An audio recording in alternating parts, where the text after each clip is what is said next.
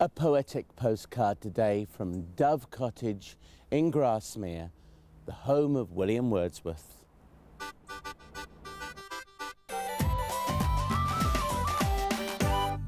Well, this is a warm, cosy scene, isn't it? This is Dove Cottage, and this is where a chap called William Wordsworth lived and did his thing. Is that right, George? This is where he produced his greatest work, really, in Dove Cottage, for 8.5 years, but with his sister and then his wife and his sister-in-law and 3 children, and eventually the house became too crowded, but this was where he wrote the bulk of his great work, and Dorothy kept her journal.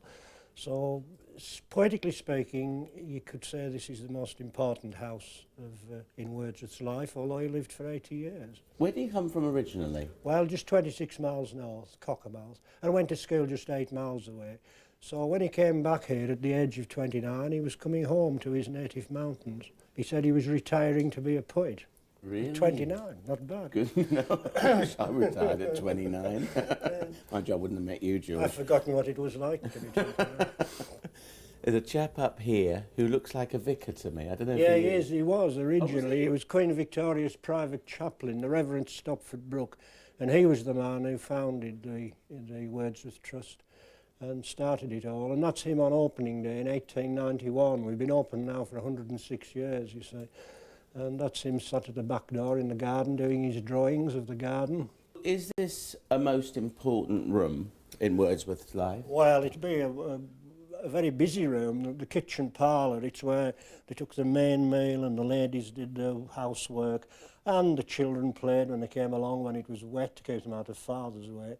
Because he liked to work outside or upstairs, because then there was a view right over the Grasmere lake, you see, and so he could sit upstairs, and he had some sort of peace, but there would never be what we would call peace. There was never a study in Dove Cottage. I mean, you know, sometimes when the weather was really bad, Dorothy said he would work with the children playing round him. But I think he had that ability to cut off. Cut off, detach himself. Absolutely, yeah. Something very magisterial here, a seal. Yes, Wordsworth's Royal Warrant. That proclaims William Wordsworth Poet Laureate. But that's when he was 73 years old. And he has the... Well, I think it's a wonderful accolade. He's the only poet laureate we've ever had to write nothing while in office. Really? He didn't really want to be laureate because he was 73 and he didn't want to be bothered, basically.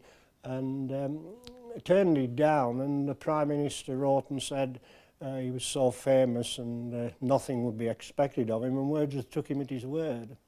And when Queen Victoria asked for a poem, when Albert became Honorary Doctor of Literature at Cambridge, he got his son-in-law to write it. So he remained true to what he'd said at the beginning.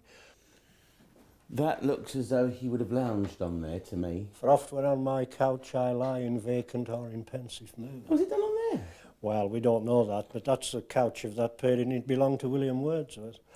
But I'll tell you that he said, you know, the lines that follow that, they flash upon the inward eye, which is the bliss of solitude. He always said those were the best 2 lines of the poem, and they were written by my wife.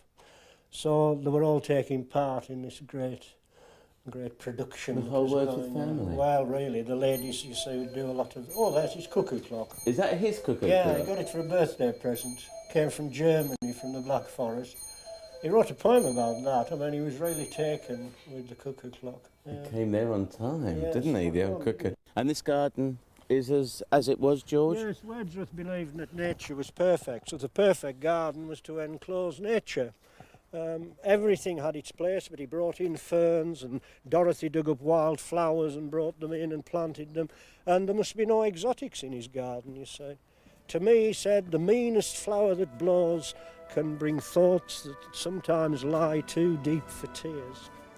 The daisy by the shadow that it casts protects the lingering dewdrop from the sun.